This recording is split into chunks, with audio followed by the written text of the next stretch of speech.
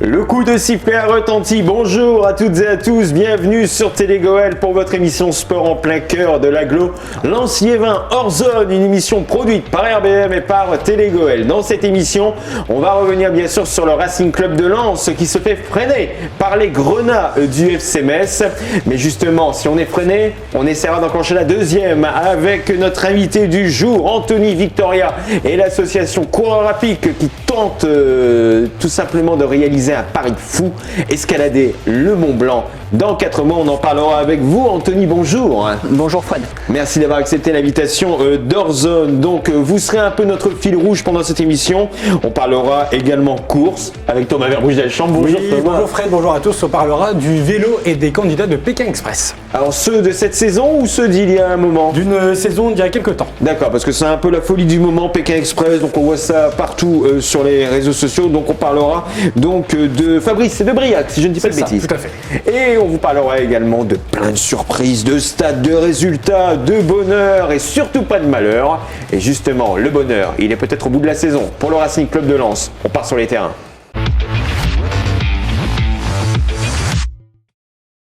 Le Racing Club de Lens fait du surplace en Ligue 1. Ce n'est pas étonnant, c'est un promu. On est peut-être habitué aux bons résultats, mais en tout cas, le Racing Club de Lens n'a pu faire mieux qu'un match nul de partout contre le FC Metz. C'était dimanche dernier au Stade Bollaert. Lens a pris l'avantage à 2 reprises par l'intermédiaire de Klaus et de Yannick Cahuzac, mais à chaque fois, Metz est revenu. Match nul donc de partout pour les joueurs de Francaise. Lens reste 6e. Devançant Marseille, mais manquant tout de même de faire le trou avec ses poursuivants. Anthony Victoria, est-ce que vous suivez le Racing Club de Lens? Que pensez-vous du début de saison? C'est inespéré pour un promu. Est-ce que ça va même pas trop vite, l'Europe l'année prochaine? Bon, je sais pas. Si jamais Lens joue l'Europe, est-ce que vous avez dans votre esprit une affiche de rêve? Je suis un grand fan d'Arsenal. Oui. Lens-Arsenal donc. Un souvenir de Wembley. On essaiera de faire victoire mieux. 0, but de Debev. Et on essaiera de faire mieux à l'Emirates cette fois-ci. Emirates, oui. En tout cas, Lens-Arsenal, c'est peut-être pour la saison prochaine. Mais pour aujourd'hui, Thomas Verbruch-Delchambre, on a quelques stats qui confirment la bonne forme du Racing Club de Lens. Oui, Lens-Metz, c'était l'occasion pour Yannick Cahuzac d'ouvrir son compteur en Ligue 1 et il a atteint un record, le record du plus vieux buteur lensois en Ligue 1. Depuis 1975, Eugenius Faber tenait ce titre à 36 ans et 53 jours. Il avait marqué face à Saint-Etienne. Yannick Cahuzac a marqué donc ce week-end à 36 ans et 55 jours. Eugenius Faber, qu'on appelait notamment le Messi polonais du Racing Club de Lens. C'est ça. Autre stat, alors celle-là un peu moins bonne, l'équipe du RC Lens occupe la 17e place au classement du Fair Play en Ligue 1 après 29 journées. Donc c'est un classement établi sur les cartons jaunes et les cartons rouges. Et à votre avis, Anthony, combien de cartons jaunes ont été distribués au RC Lens cette année? Je dirais une quarantaine de cartons. Alors c'est un peu plus. 45?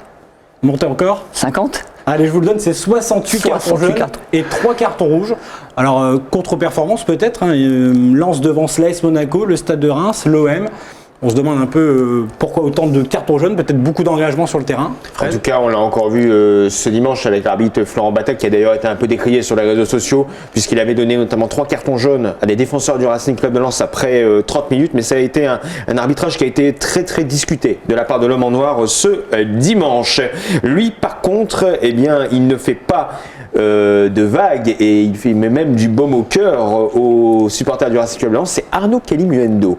Arnaud Calimuendo a été sélectionné en équipe de France Espoir, encore une fois. Donc c'est une très bonne nouvelle pour le joueur qui est prêté par le Paris Saint-Germain. Des négociations sont d'ailleurs en cours pour permettre peut-être de prolonger son bail du côté du RC Lens.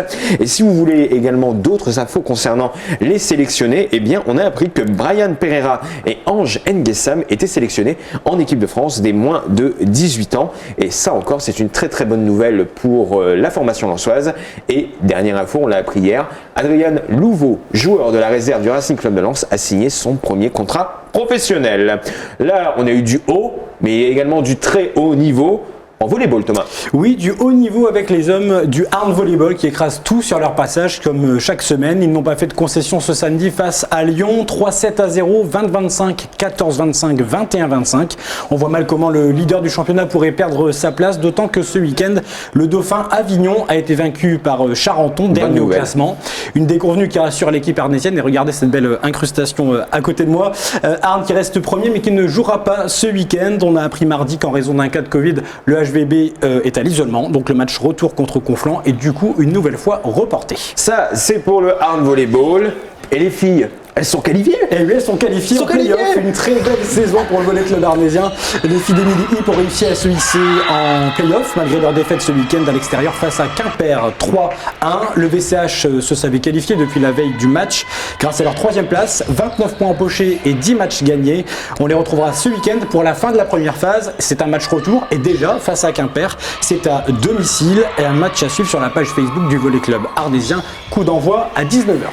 Allez, le VCH donc. Le sport dans les écoles, Fred, avec une nouveauté du côté de Salomine. Oui, Thomas, une section sportive de futsal va ouvrir à la rentrée prochaine au collège Paul Langevin. Cette section sera mixte. Elle concernera les 6e, 5e et 4e, mais aussi les élèves de CM2 qui entreront l'année prochaine au collège. Ce sera 4 heures par semaine et par niveau, et même pas besoin d'être un initié ou d'avoir un bon niveau. Tous les élèves débutants, motivés et volontaires seront acceptés. D'ailleurs, le dossier de candidature est à retirer au secrétariat du collège de Salomine pour les futurs élèves et ceux déjà scolarisés. Donc. Anthony, vous avez fait un peu de foot dans votre enfance ? J'en fais encore. Vous en faites encore ? Oui, j'ai bientôt avoir 40 ans, ça fait une trentaine d'années que je fais du football. Et le futsal, vous connaissez un peu ? Futsal un petit peu, ouais.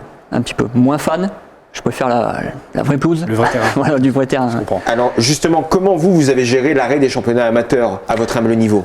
Alors, moi, pour faire simple, depuis 2 ans, je me préoccupe plus de mon projet que du football. J'ai eu une mauvaise aventure il y a 3 ans. Je devais partir sur une course en montagne. Une semaine avant, je me suis blessé au foot.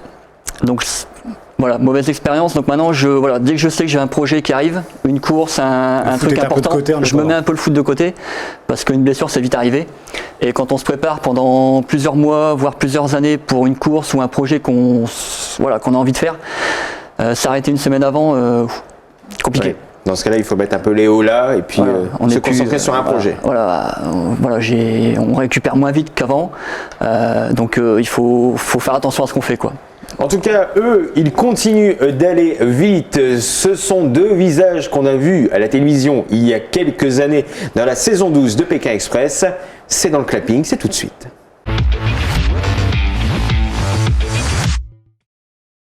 Fabrice et Briac, duo emblématique de la saison 12 de Pékin Express, diffusé chez nos confrères de M6, partent sillonner les routes de France à vélo. Souvenez-vous, on les avait découverts l'année dernière sur la 6e chaîne et là on les retrouve pour une course au profit de la Ligue contre le cancer et ils souhaitent récolter un maximum de dons. Toutes les explications avec Camille Tombré, directrice artistique de Télégoël, et Christophe Billoire, qui les ont suivis au départ et à l'arrivée de leur première étape entre Lille et Lens. Candidat emblématique de la saison 12 de Pékin Express et actuellement dans Itinéraire bis les mardis soirs, Fabrice et Briac sont de retour.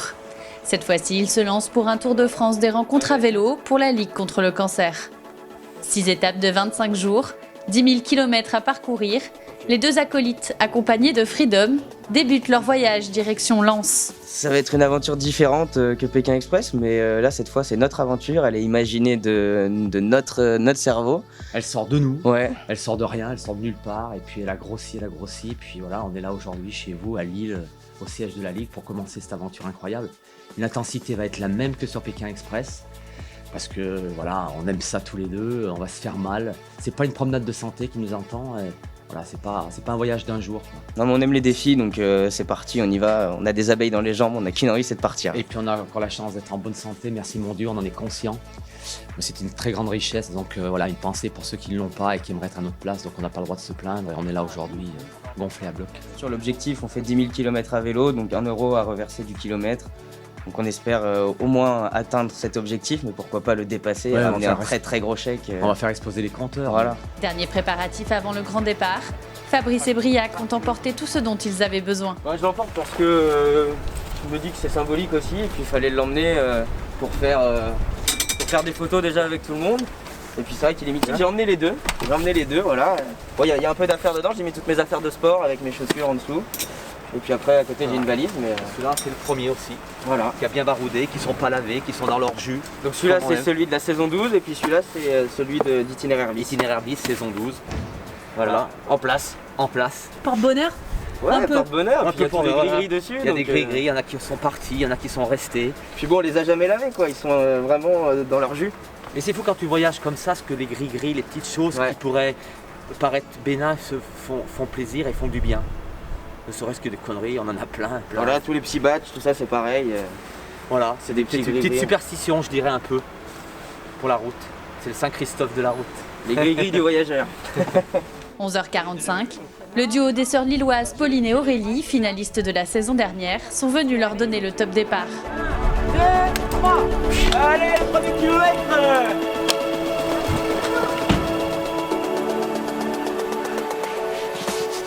Après 40 km parcourus, les voici arrivés à Lens, accueillis par leur hôte de ce soir et le binôme nordiste de Pékin Express de cette année, Aurore et Jonathan. Ce matin ça s'est bien passé, un peu trop de vent, mais compliqué, ça nous collait un peu sur le bitume. J'ai pris une belle chute dans l'île, dans le centre-ville, où j'ai tapé une voiture et boum, heureusement que j'ai pas plié le vélo. Monsieur, regardez ses réseaux sociaux, tu comprends? En pleine ville et à vélo, donc je sais pas si c'est bien compatible, encore une fois, mais c'est le métier qui rentre, il en fera d'autres, des chutes. Voilà, c'est le métier, c'est le métier. Oui, c'est pas vraiment des vacances, c'est pas une promenade de santé non plus, quoi. Si on s'arrête de partout, dès qu'on voit une jonquille, ça va pas le faire. Donc on regarde quand même, on n'a pas la tête dans le guidon, on a vu des trucs incroyables sur la route, on découvre. Personnellement, je suis jamais venu, moi, ici à Lens, et c'est une première pour moi. Est-ce que tu y reviendras? Bah pourquoi pas, je sais pas, je sais pas. Ouais, ce soir on est accueillis par Fredo Fred. de Koh-Lanta, Ouais, donc super sympa. Puis on va retrouver aussi nos compatriotes de Pékin Express, Aurore et Jonathan, donc on est très content de passer une soirée avec eux. Et puis demain ça repart quoi, direction Béthune. Parce qu'on les a vus évoluer sur le Pékin Express qui est diffusé à l'heure actuelle. Et puis c'est des gens charmants, quoi. On est super content d'être là, de faire un bon repas le soir, même si on mange pas à midi, c'est pas grave. Et puis bien récupérer, une bonne douche, et le lendemain on repart sur les routes. On se dit bye bye et c'est reparti. 1 € le kilomètre, Fabrice et Briac espèrent récolter 10 000 € pour la Ligue contre le cancer. Leur voyage se terminera au pied du Mont Blanc avec pour objectif une ascension jusqu'au plus haut sommet d'Europe.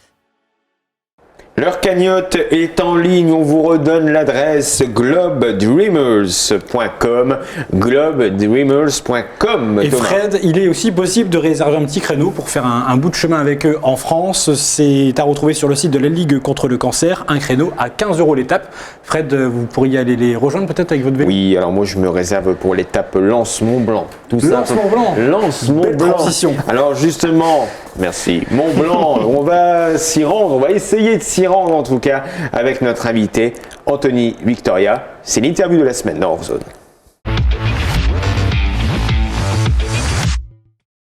Anthony Victoria, rebonjour.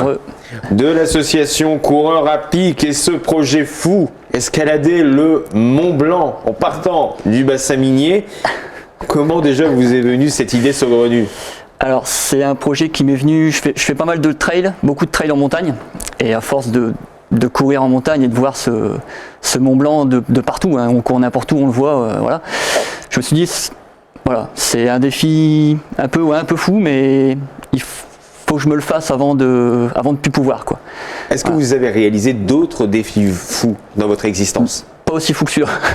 Pas aussi fou que celui-là. Et est-ce que ça demande une certaine préparation? Alors ouais, on part pas sur le Mont Blanc comme ça. Du jour au lendemain. Voilà, c'est quand même la haute montagne. C'est pas une promenade de santé. C'est dangereux. Il faut se préparer un minimum. Il faut avoir une bonne condition physique. Et il faut surtout, si on n'est pas habitué à la montagne, partir avec un guide de haute montagne. C'est la base. Voilà, c'est ce qu'il faut. Vous n'allez pas partir seul là-bas si... Alors, avant, certains le faisaient. Ouais. Maintenant, pour faire le Mont Blanc, il faut obligatoirement réserver des nuits en refuge. Il y a des gens qui vérifient Voilà, si vous avez votre nuit en refuge, c'est cadré, parce qu'il y en a qui faisaient n'importe quoi. On en a entendu aux infos, c'était devenu un peu l'autoroute. Donc c'est une activité qui doit être encadrée. Ah ouais, il faut que ce soit encadré parce que ça reste un milieu, faut que ça reste préservé quoi. On le voit peut-être pas forcément, mais la haute montagne et la montagne, ça a commencé un peu à devenir une poubelle. Donc voilà, le fait que le maire de Saint-Gervais ait mis un petit peu Léola, je trouve que c'est bien. Au moins c'est cadré, il faut respecter quoi. Bon. Et votre préparation pour ce défi, elle a commencé à quel moment? Alors, je me suis pas mis une préparation spécifique pour ça. J'ai toujours fait du sport. On en parlait tout à l'heure avec le football. Je me suis toujours entretenu. Voilà, je fais beaucoup de courses à pied, beaucoup de trail. C'est plus la partie technique de la haute montagne que je maîtrise moins. Les crampons, le piolet, la cordée, tout ça, c'est des choses que je vais découvrir. Donc voilà, pas de stress, on est bien encadré, on a un guide de haute montagne chevronné, voilà, on a préparé ça fait 2 ans que je prépare le projet, donc il n'y a pas de raison qu'on n'y arrive pas quoi. Et comment vous vous entraînez sur le bassin minier? Ouais, alors c'est simplement du footing, de la course à pied, c'est simplement avoir du cardio. Après, il y a des impondérables, on ne sait pas quelle météo on va avoir, on ne sait pas si on va être sujet au mal des montagnes. Ça, on peut pas le prévoir. Donc Et vous lancez ce défi, mais vous avez créé une association derrière. Voilà, alors, donc le défi, je l'ai voulu utile. C'est-à-dire, je voulais pas le faire que pour moi. J'ai voulu y associer une autre association qui s'appelle l'association Gaspard Félix, qui est basée à Hénin-sur-Cojol. C'est une association d'intérêt public, d'intérêt général. Qui apparaît sur votre t-shirt. Qui apparaît ici sur le t-shirt. Et c'est une association qui reverse à peu près tous les ans entre 10 et 15 000 euros à l'Institut d'Hydro à Paris pour lutter contre une certaine maladie génétique et métabolique. Voilà, donc le but c'est pour les 4809 mètres d'ascension, reverser 4809 euros à cette association. Et est-ce que vous avez déjà reçu des dons? Est-ce qu'il y a déjà eu des généreux donateurs? Alors la campagne de dons a été lancée il y a une quinzaine de jours. C'est compliqué d'avoir du don parce que les gens sont un petit peu réticents, on ne sait pas où va l'argent, enfin voilà. Donc là la tribune que vous me donnez aujourd'hui c'est inespéré pour une petite asso comme moi, voilà. Donc voilà, la campagne de dons est en route, des flyers ont été lancés, il va y avoir la Voix du Nord bientôt, il va y avoir Planète FM sur la Rajoie, donc on espère, on a 4 mois devant nous pour faire monter la cagnotte, et c'est important. Pour moi le défi il est réalisé que si j'ai la chance d'aller en haut, mais si j'ai aussi la chance de reverser l'argent promis à l'asso. Et comment vous comptez vous faire connaître un peu plus? En organisant des jeux concours, en faisant des opérations coup de poing? Alors voilà, j'ai quelques contacts dans mon métier, j'ai un peu de contacts dans le motocross. On essaie de récupérer des maillots de pilotes connus, des pilotes de MotoGP, des pilotes d'enduro connus, pour réaliser quelques jeux concours. Donc c'est-à-dire que la personne qui voudra gagner tel ou tel maillot de pilote pourra faire un don sur ma campagne en ligne pour un droit d'entrée à 5 ou 10 euros. Il aura l'occasion de repartir avec tel ou tel maillot. Voilà, je pense que c'est plus facile pour les gens s'il y a quelque chose à remporter de faire 5 euros, 10 euros que de faire un chèque. Voilà, je pense que c'est plus facile et un peu plus fédérateur. Et quel sera le premier lot? On peut l'avoir? Pour l'instant, on a mis ça en route hier. On attend des bonnes nouvelles, mais j'ai pas trop envie de m'avancer pour l'instant. Voilà, je préfère pas. En tout cas, si on veut avoir tous les renseignements, si on veut contacter l'association, comment ça se passe notamment sur les réseaux sociaux? Alors, j'ai créé une page Facebook qui s'appelle Coureur à Pic, tout simplement Coureur avec un S. Vous pouvez me retrouver donc sur Facebook, vous pouvez me retrouver sur Instagram, vous pouvez me retrouver sur Twitter. On essaie de faire un peu tous les réseaux sociaux. Vous avez toutes les infos sur le projet, vous avez le pourquoi du projet, vous avez l'asso à qui je redonne, vous avez la maladie en question qui est un petit peu plus expliquée. Votre ascension, elle commence quand alors? Alors, on part du 16 au 22 juillet prochain. Très bien, vous allez filmer un peu votre aventure? On va essayer de filmer un maximum. Le grand truc, c'est on aimerait faire le live en arrivant sur la dernière bosse. On verra si on a du réseau là-bas, je sais pas. Mais voilà, oui, on va faire en sorte que les gens puissent nous suivre au jour le jour. C'est une ascension qui a lieu sur une semaine. Donc il y a 2 jours où on s'acclimate un petit peu à l'altitude. Donc on va faire ce qu'on appelle des courses en montagne. Donc on monte, on va cramponner un petit peu, voir comment, voilà, par rapport au guide, voir un petit peu comment on se débrouille pour qu'ils voient un petit peu notre niveau. On redescend ces 2 premiers jours, on redescend dormir dans la vallée. Et le mercredi, on attaque vraiment. Première nuit au refuge du Nid d'Aigle à 2400 mètres. Donc ça c'est le mercredi. Et le jeudi, c'est parti pour le sommet. Donc là on part de 2400 en essayant d'aller à 4008. Ça fait à peu près une dizaine d'heures de marche. Bon, voilà, on espère faire ça mi-juillet. Fabrice et Briac ont fait Pékin Express, Anthony Victoria aura fait Mont Blanc Express. Donc en tout cas, quoi, rapide, la page Facebook, c'est une page Facebook que vous retrouvez en lien sur le Facebook de la rédaction de Télégoël. On demandera justement aux équipes de mettre le lien et on souhaite bon courage donc à Anthony Victoria. Merci pour votre venue. Merci à vous, c'est franchement cool. Et puis bon courage pour ces prochaines semaines qui s'annoncent relevées pour vous. C'est ça. Mais ça va le faire, on va faire en sorte d'y arriver. On a bon espoir, on va vous envoyer de bonnes ondes, en tout cas pas sûr que vous recevez de la chaleur, mais vous recevrez de bonnes ondes. Hors-zone touche à sa fin, mais Thomas, on ne va pas se quitter sans avoir les matchs, les rencontres et les événements à ne pas louper dans les prochains jours. Alors il y en a très peu, mais on va parler de ce week-end. Le match du VCH, ce sera samedi à 19h à suivre sur leur page Facebook en live, suivre les aventures aussi de Fabrice et Briac en ligne. Et le match du RC Lens ce week-end, Fred ? Contre Strasbourg à l'extérieur au stade de la Méno avant la réception de Lyon au début du mois d'avril, et ça ce sera un match assez épicé dont on vous parlera bien sûr sur Télégoël. Hors-zone, c'est terminé, merci d'avoir été avec nous, merci à toutes les équipes de Télégoël et de RBM pour la réalisation de ce programme. On se dit à la semaine prochaine, malgré le temps maussade, n'oubliez pas vos baskets et surtout en ces temps compliqués, n'oubliez pas votre masque. Ouais, n'oubliez pas son masque. Allez, à bientôt.